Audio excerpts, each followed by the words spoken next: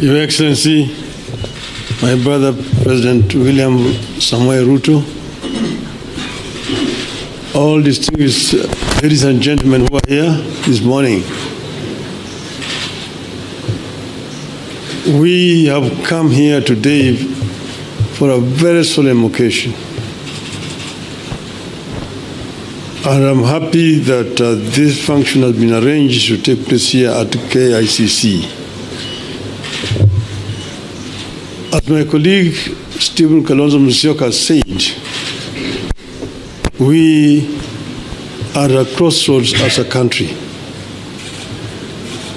And times like this requires leadership, the country to move forward. What we are doing today is a culmination of a process that began sometime last year when President Olusegun Obasanjo came to mediate and the conflict that was raging on at that time. We agreed when we sat together, myself and Brother William Ruto, that we would follow the route of dialogue. And that is the reason why NADCO was set up. NADCO then proceeded to dialogue and ended up with a very voluminous report which has contained some very fundamental recommendations. This bill that has now been signed into the law today is just one of those. But the NADCO report contains very many issues which are at the heart of the people of Kenya today.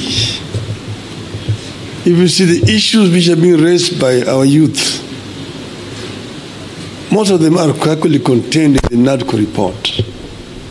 But if this NADCO report is implemented fully, you'll be able to address all those issues which these young people are raising. We are, as I've said, at a very, very crucial juncture in the history of our country. Our country has moved forward. There have been highs and lows in our history of 61 years. We needed to move forward.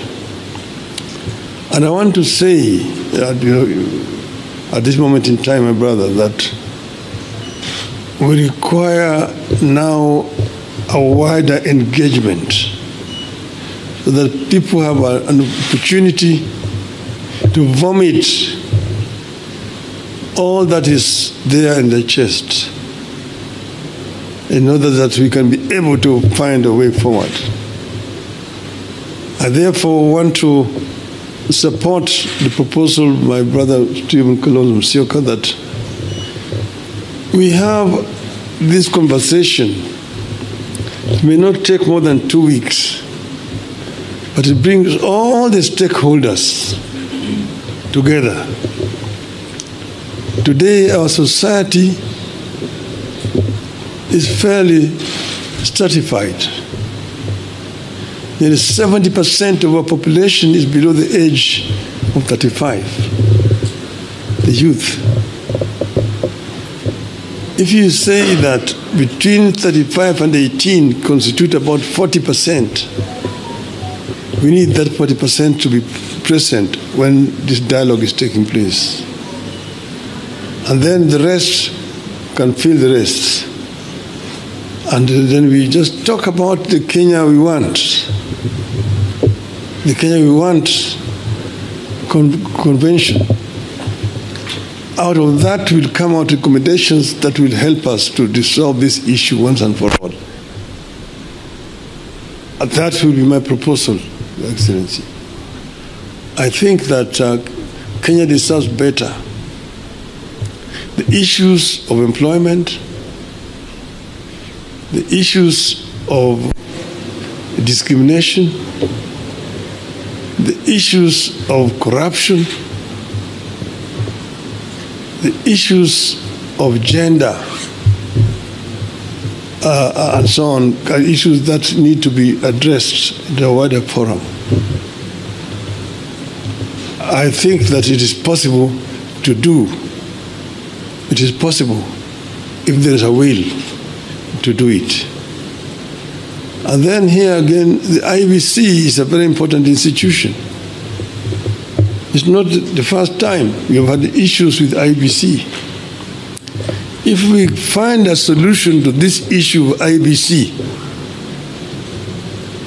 it will be on the way to resolving very many issues in our country. You remember in the last elections, the whole world was stunned when we saw an electoral commission that was completely divided. Some saying one thing, others saying one thing. You may be happy that, the other groups ruled in my favor. But what example are we showing the world as a country? That in the process of a very important exercise, the commission is divided. Nobody knows whom to believe up to today. It is a shame on us. And we are sure that we have got men and women here in this country who can actually do a better job. And that will help to unify this country. Last year, we lost 75 precious lives. This year we lost another over 40 lives. To say nothing about those who have been wounded, who have been hurt. We must prevent this from happening in our country. We should not allow this to continue happening cyclically. Let us find a lasting solution to this problem. We are ready to engage so that we find a solution to this problem. As Azimio of Kenya. With those many remarks, Your Excellency, now may I have the pleasure to invite my brother, President William Ruto, to address you. Thank you. Thank you. I think before I make, just hold on, before I make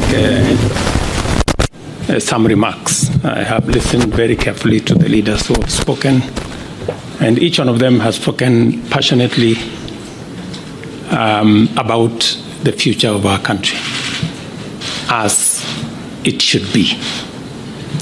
But let me ask my deputy to make a few remarks so that I can conclude. Mr. Deputy President. Your Excellency, our President.